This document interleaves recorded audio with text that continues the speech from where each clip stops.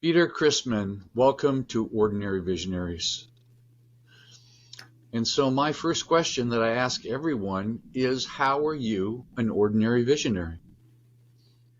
Well, I tell you what, I think that I am an OV because I was a founder of the exit planning function and also the exit planning institute, and I was doing. I had some. Uh, I'll give you that background and so forth. But then I Yeah. had some experience medically that made me think I got to do the same thing medically or discussing it as I did with exit planning on business owners. And so I think that's from what your definition was that you sent out that time. That's how I think I qualify. So let's back up a bit and tell me a little bit about the Exit Planning Institute. So this is exit planning for business owners or executives or both?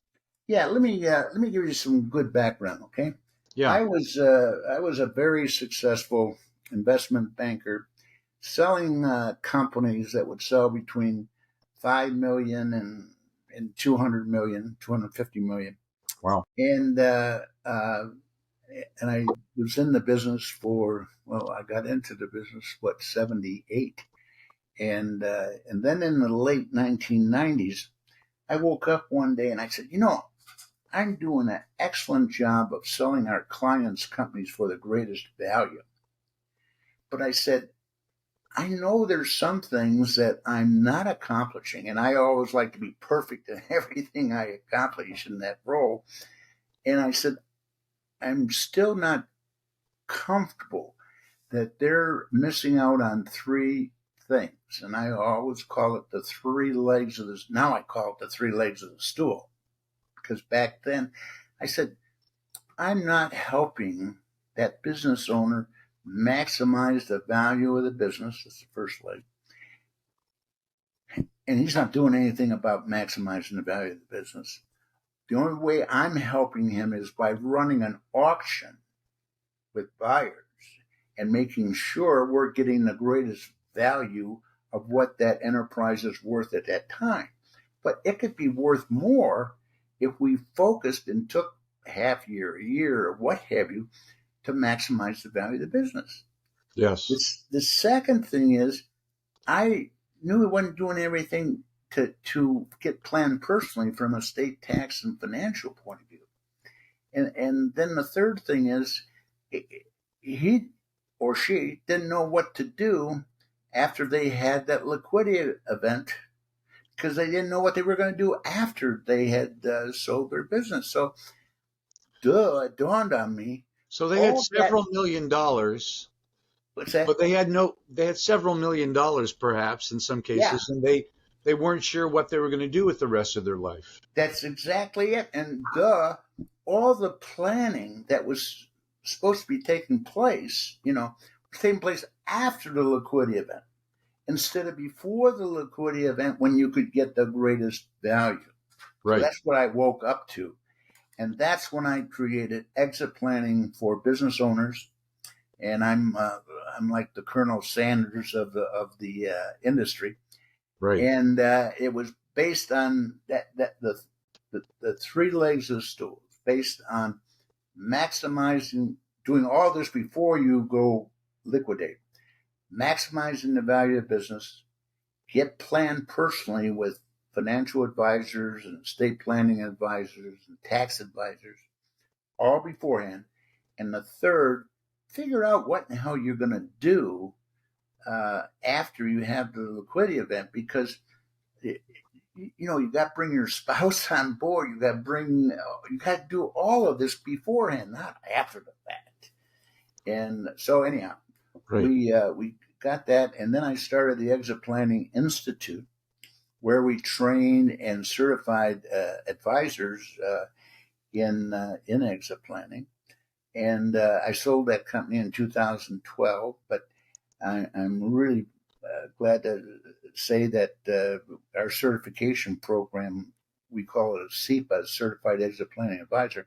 There's over 5,000 of these advisors around the world nowadays. 5,000 advisors, and you're the one that started that. Yeah, yeah. That's quite an accomplishment, Peter. That really is. So I'm very proud of it, and if I yeah, I hope I don't come too braggadocious, but it really, I'm proud of it. I'm proud of the work I did along those lines, and you know why I'm proud of it? Because I know I was accomplishing or doing the right thing of what that business owner should be doing to exit their business the right way.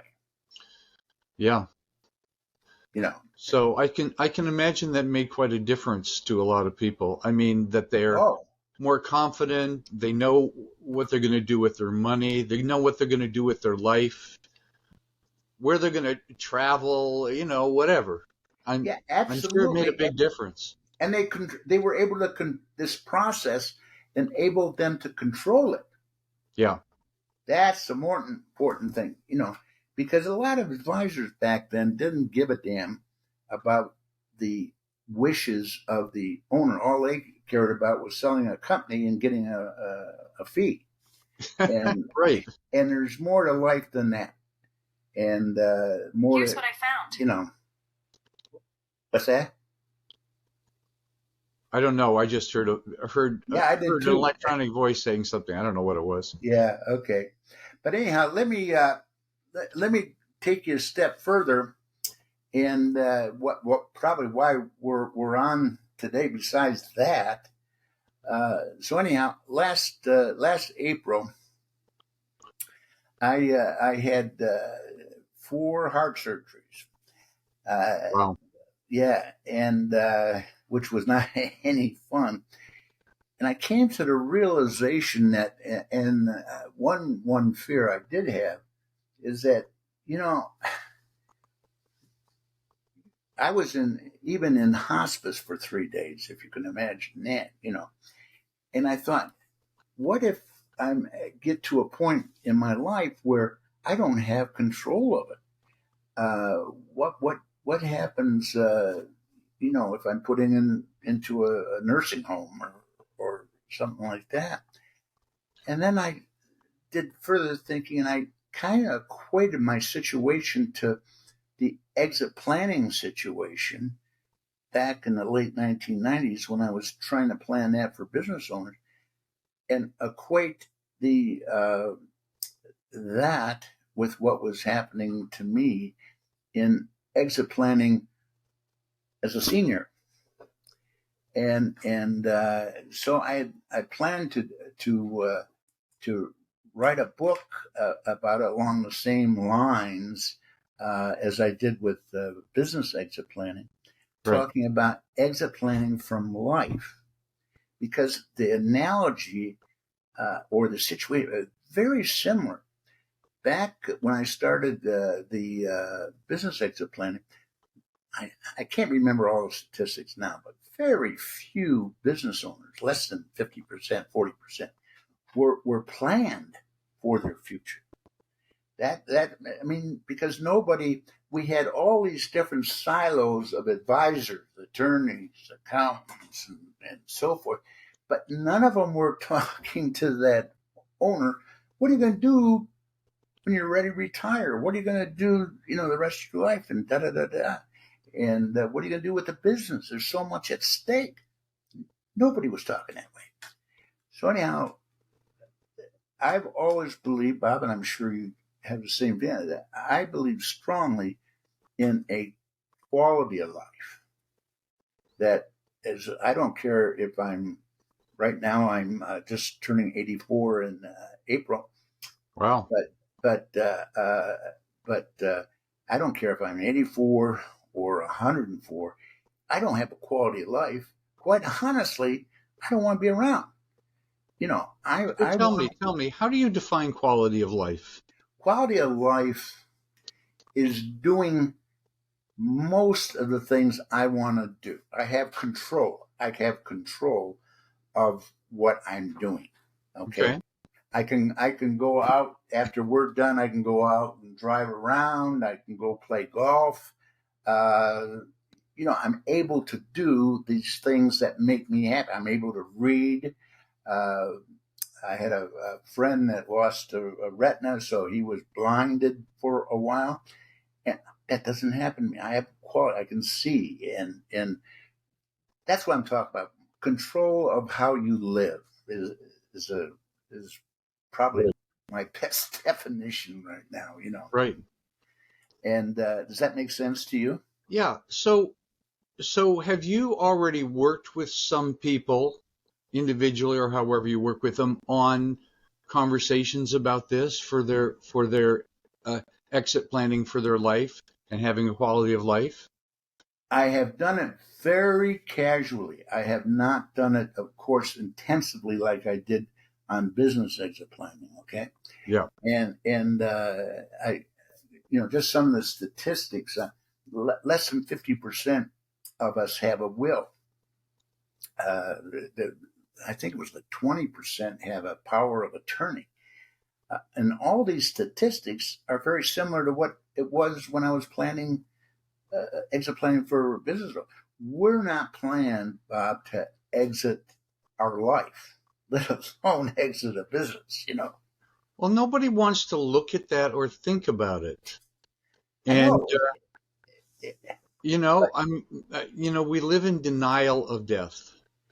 We do. And you know what? I mean, the reason I'm so strong about this, because it affects the way, as I told you earlier, if I don't have a quality of life as I'm defining it, I honestly don't want to be around, because I saw my mother, my dad.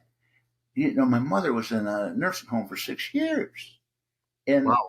and I'm an only child, and at the end, she didn't even know who I was. I don't want to live like that, and my mom didn't want to live like that, and my dad had stomach cancer, and my best friend, the most wonderful man in the world, but I saw how he suffered for his last 6 months, and it wasn't a quality of life that he deserved or wanted. And let's go on and on with all your relatives and other people's relatives, and so we shouldn't live that way. We treat our dogs better than we do ourselves. Wow. Yes, my dogs, which are right here, might agree. My wife would love to see that dog, because she's the female dog whisperer. Oh, really? Yeah, she loves them, just loves them. So hey, I going a little further, and what altered our meeting today a little bit is that I found out this morning that I have stomach cancer, and This morning. And Wow. it's not. I looked it up, the kind it was, and what I found in Google I didn't like, and I'm finding out more information on it this afternoon. And my cancer doctor, I live in St. George, Utah, and the Intermountain hospital system here is excellent. But my cancer doctor's out of town till next week. So but I just found this out, and I had taken a series of tests, so I knew something was up, but I didn't know what. Yeah. And now I know, and so I'll get more information and see what alternatives I have, and Right. that may affect moving forward, with any kind of book or so forth. So that's another reason why I wanted to meet with you today, because at least I can plant that seed out there with people to start thinking about your life at the end. We're all going to die. Yes. But Believe it or not, we're all going to die, So why not prepare for it the best way we possibly can? there's And so many dimensions of that. One is your health care and taking care of yourself and you have to put yourself in the hands of doctors to some degree. I was diagnosed with prostate cancer and a few months back, and I'm being treated, getting radiation treatment now, and I expect a good outcome. Um, don't know in your situation. So you've got a diagnosis. A diagnosis is not a death sentence, but it's definitely something to be taken very seriously, obviously. It's close. It's close, but not Well, there. yeah, who knows? But so, knowing that your demise might be sooner than you expected, you do all the medical stuff, but what what do you want to, if you had a year to live or a couple years to live, not wanting that bad quality of life, having the best quality of life you can, what is it that you want to have or you want to do in the next while? I mean, Okay, I would. it's Good question. yeah, Uh, I would like to be able to have the time, energy, and so what to do a book. Because I've done 3 books on business before, on the subject we talked about. So it's something I've done before, and I'd like to do that book on exit planning from life. That's not going to be the title from it, but I want to right. get something jazzier than that. You Okay. know, you know, this interview, the purpose of this interview is not to give you advice, but sometimes I have resources, and you might look around for someone that can help you with it. Because help you, you might dictate it, or you might give the outline. So if you're interested, I know some book coaches that do that can help you Well, get a book out.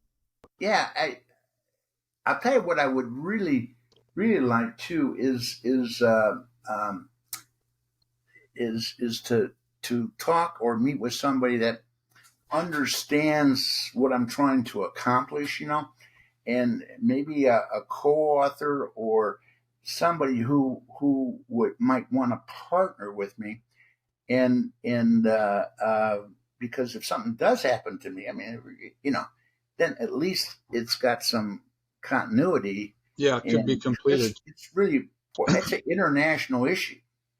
Yeah. So, by the way, so if there's someone that resonates with this, just contact me. I'll put them in contact with Peter. You never Yeah, know. you know me well enough. You can qualify them, Yeah. and I'm easy to get along with, and except you and I don't share the same politics, but that doesn't mean we can't be friends, and uh, and be broad minded about things and so forth. Yeah, absolutely. Yeah, yeah, So, tell me, you know, I've written a few books. One book that was very, very successful that I self-published. And I remember, I did a lot of preparation for that. I did a year long of preparation of leading a class about my principles, and I created materials for each class, and I took that material and expanded it out, and I helped someone get editing help. Anyway, it was quite a long process. But what was important were what are the main things, main ideas that I thought were most important in marketing a self-employed business. And it came out in 2000, so more than 20 years ago. yeah. So tell me some of the aspects of what specifically one would want to do to have a successful exit of their life. I mean, it's not just one little thing. It's not just doing what you do. It's so many things. One thing you'd like to do is complete the book. I mean, but not everybody has a book in them. There's a lot of just ordinary people that are living their life, but they want to have a, a successful end to their life.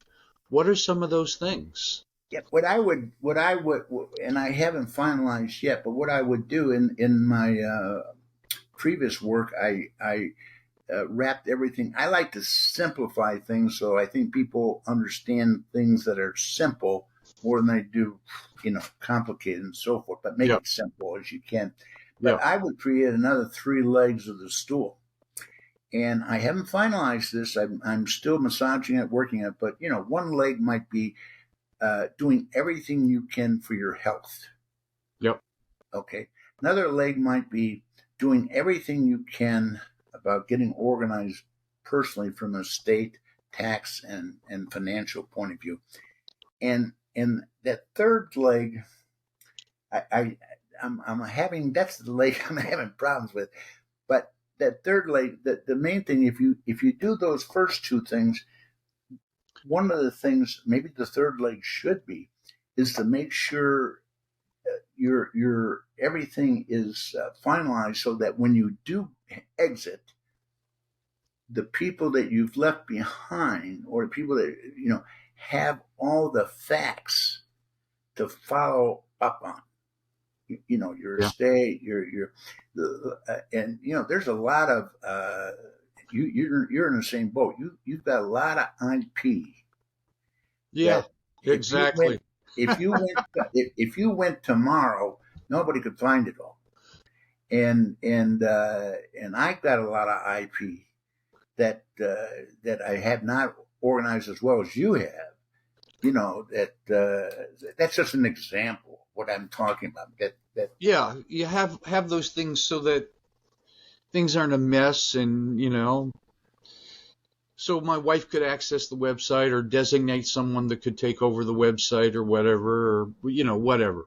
Yeah, that's Things exactly. like that, or all my club materials. I'm thinking of doing something with those. So there's that. So it's handling all those nuts and bolts, so you're not leaving a mess behind.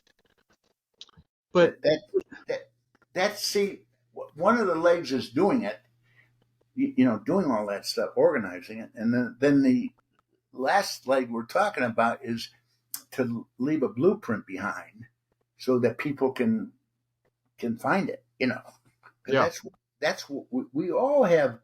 We all have done something in our lives that people should know about, and yeah, and so I understand. I think about that a lot these days. So it's something I should actually start working on and create a plan for sure.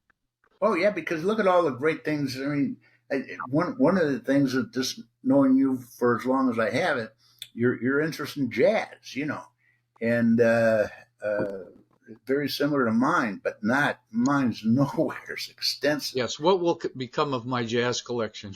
Yeah, You know, my it's a my good one. core jazz collection is all digital. It's all on a Macintosh hard drive. Then I Yeah, have a few thousand CDs, but I went digital. I ran out of space. But anyway, so it's things like that. What will happen to that stuff? I remember you probably saw the movie Amadeus. Everybody saw it, yeah. you know, and he just was ridiculously creative. At least his music, you know, lived beyond him, but he lived a crazy life. He drank all the time, and he wrote music till he went mad. Whether or not that's the exact story. And then he was thrown in a pauper's grave. I mean, Yeah, it was, we don't want to have an end like that. Like how would I like to go out? Anyway, it seemed now this is my take on it as well.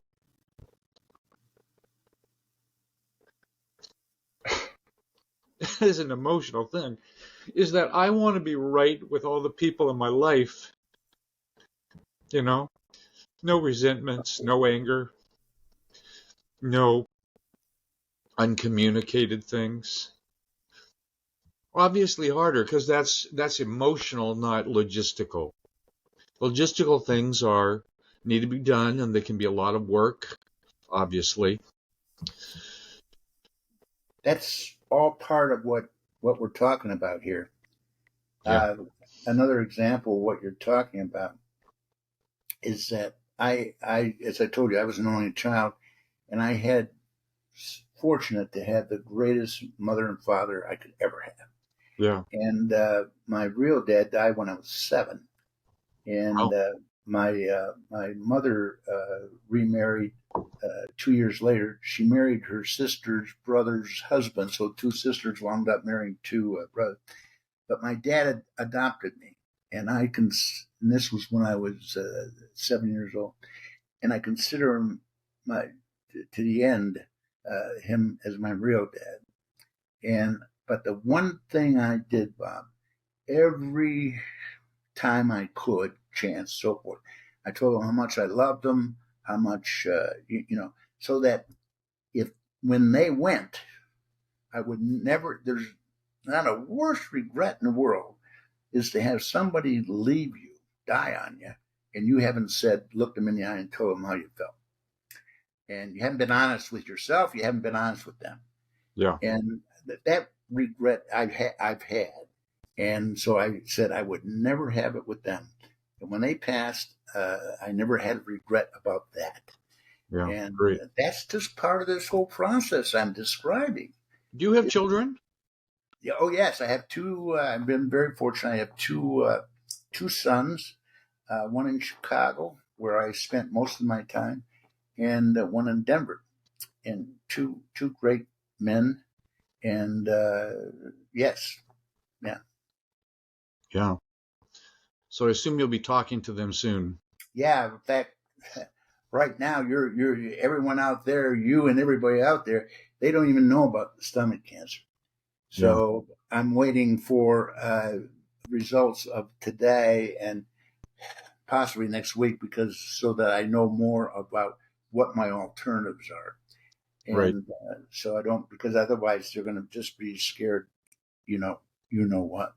Yeah. And if I have more facts for them, I don't want to do that.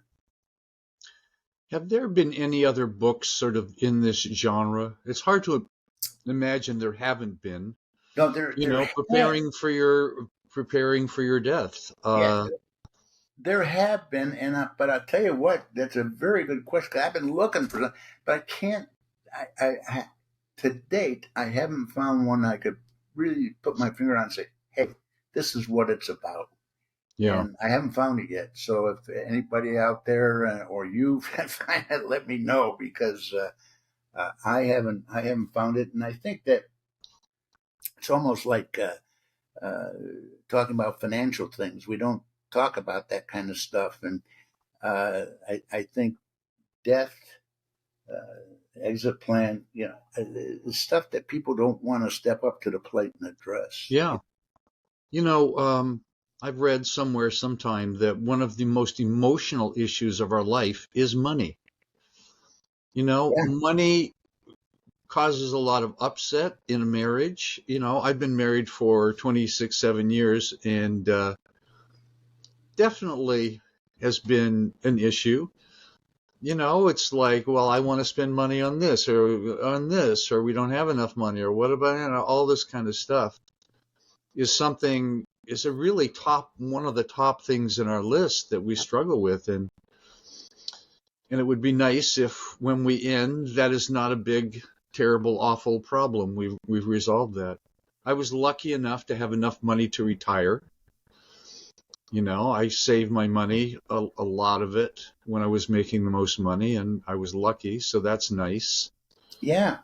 But some people don't have much of a choice at the end of their life. They're in debt, sometimes thousands of dollars. The credit card debt of the average American, I don't know what it is, but it's shocking. Oh, it's shocking, and it's getting worse, and that's the issue. But along those same lines, I've been married now I'm on my third wife, and she's on her third husband. We've been married 27 years. I think it's going to last. Well, I'm the same, Peter. I was married 2 times before as well. So is that right? Okay, you'd appreciate it. But I tell you what, I've got the greatest caregiver, greatest person in the world I could ever have. I'm grateful that our relationship started as it existed. Yeah. So if you were going to give one big piece of advice to the people that are watching this in terms of, planning for the end of their life, what's something that people don't think about or often ignore, or is there anything we haven't covered? I'd say one thing, I don't know if it's the thing, but I know one thing is to communicate. Yeah. You know, there's people would love to talk about this subject. And so, and we don't have sessions that where we talk about these things and you know, Bob, what do you think about this? And Peter, what do you think? And so forth and so on. And sessions where we're comfortable, uh, I'm very comfortable talking about what we've talked about because I'm comfortable with you, I'm comfortable with the audience, and I'm comfortable with myself, you know. And everybody's not that way. They're not like us. We're not. There's not that.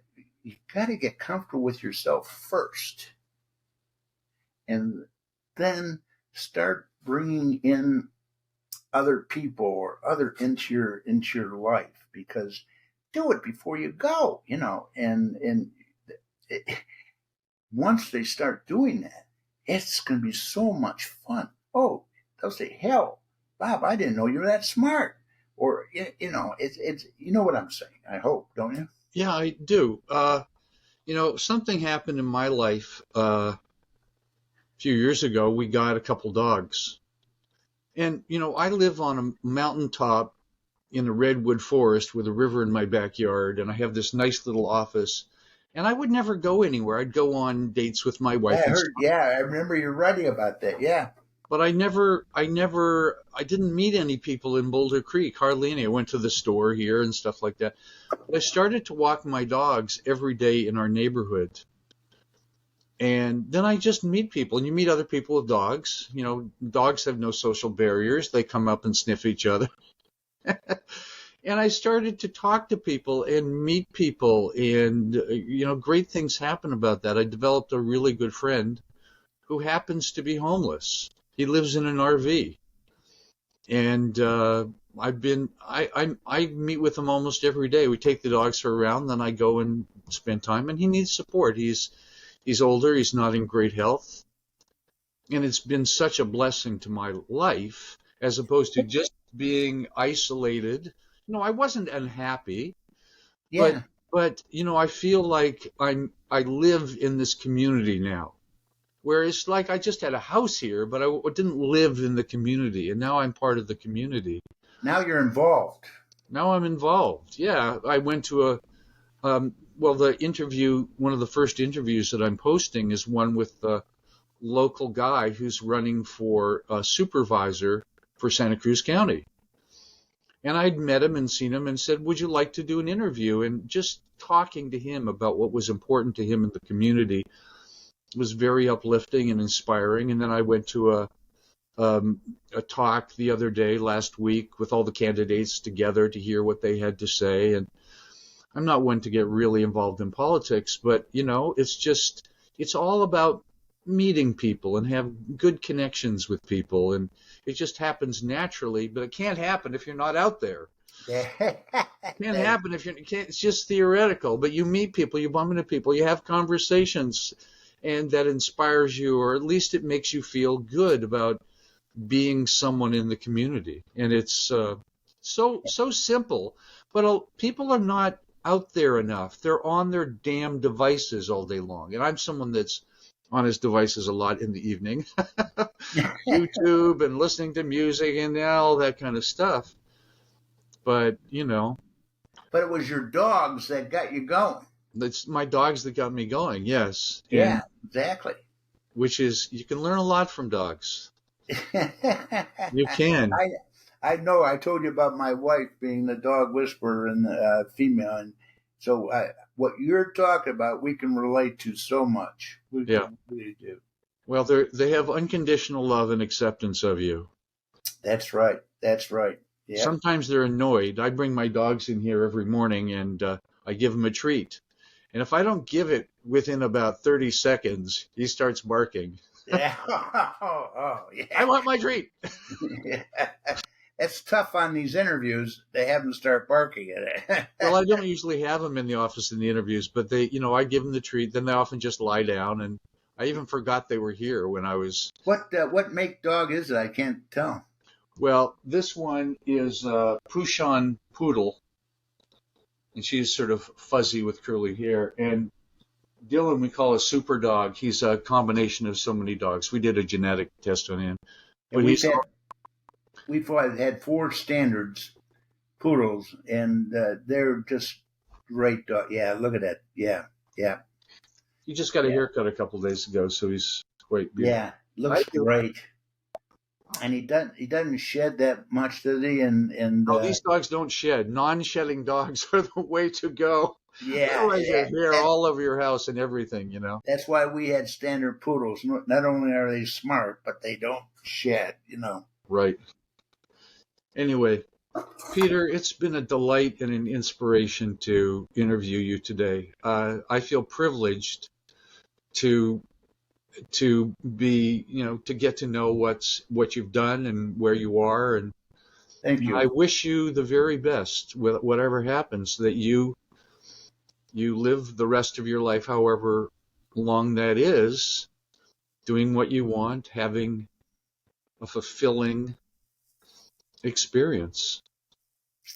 Yeah, well, thank you very much, Bob. I feel I'm honored too, and I wouldn't have gone forward with this interview if I hadn't had a lot of respect for you and what you're doing too. Just think of the number of people that are going to be exposed to our topic and what we talked about and so forth. So. Well, that's the idea behind these interviews, to inspire people to recognize that they have ordinary visionary inside of them, and to live that as fully as possible. That's right. So, well, I've enjoyed it. Thank you very much, Peter. Thank you. Take care.